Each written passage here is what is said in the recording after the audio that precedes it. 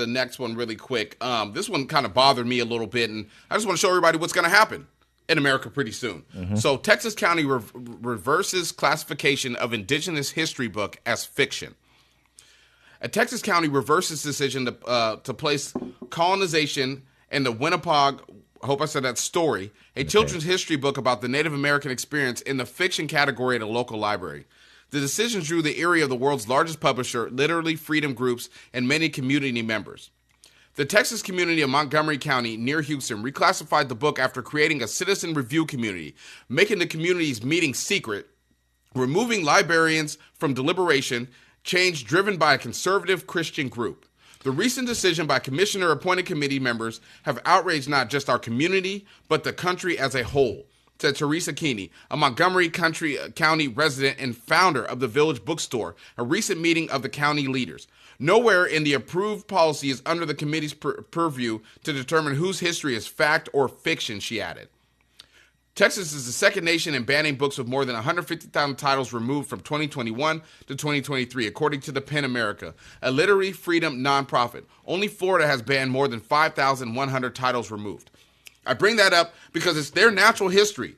This group formed their group, made a secret meeting, and said, nope, your history isn't real anymore. You know what that is, though?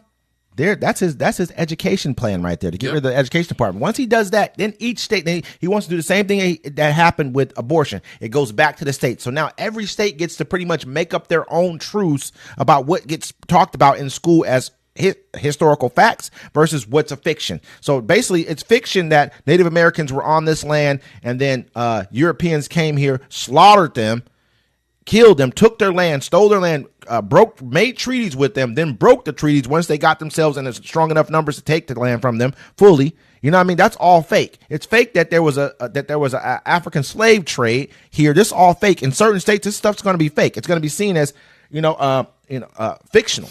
So this is what fiction. They're saying, it's not real.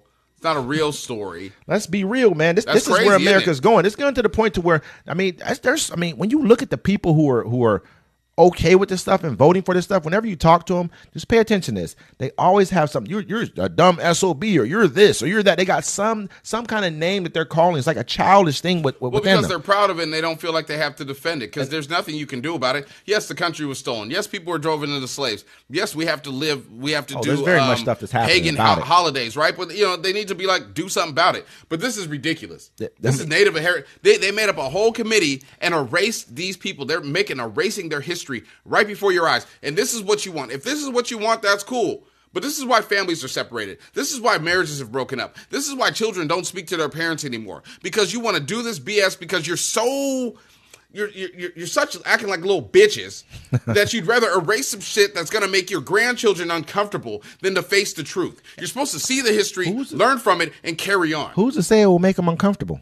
Because, at the end of the day, will it make them uncomfortable? Will it tell them the truth about what's going on here so we don't have to repeat those things? Because, honestly, it's getting to a point in time where this whole thing, this whole experiment, this whole rule that you guys have is done and over with. I know that. That's why I post certain things on my page to show people that I see it. I already know it's over with. You guys know it's over. They're just pretty much trying to make it as they're trying to prolong the inevitable. And when you do something like that, you become Motorola. And I don't want this country to become Motorola because I have investments here. We're trying to build things here. You know what I mean? We got a great show we're doing right here. I would hate to see this country go that way because we don't have to. But if you guys keep on clinging on to power, that's what you're doing. You're clinging on to power. You're trying to put yourself in a situation so he can appoint more justices. That's what he's trying to do. And it says one of the leading voices for challenging books, a mother named Michelle Nicholas, who homeschools her children, told Commissioner at the meeting recent changes were a success. Hey, this is what we're talking about. That's what they started doing. I'm homeschooling my kids. Why are they going to learn this history in school? When we talk to each other about this, and when you say certain things like "let it burn," that's what this means. Yeah. This kind of, but some we get like right now we're 6'3" in the Supreme Court right now. That's the Supreme Court of the land who makes the final decision. If Trump were to get in office, he fired 40,000 people. They all go file a lawsuit against him. It's going to go up to the Supreme Court. What do you think they're going to say? He's 6'3". What do you think we're going to get there when he breaks up the Department of Education? And now this is in every single state. We cannot let it get to this point, man. Oklahoma's already forcing the kids to read the 10 Commandments. You know what I mean? We see what's happening everywhere. We talk about it all. It's all been talked about. We can't afford to let it go back that bitching far. And crying and screaming about it online is not going to do nothing. It's Get gotta your get out there. pitchforks. Yep. It's time to get wild and crazy. And go vote. Speaking of wild and crazy,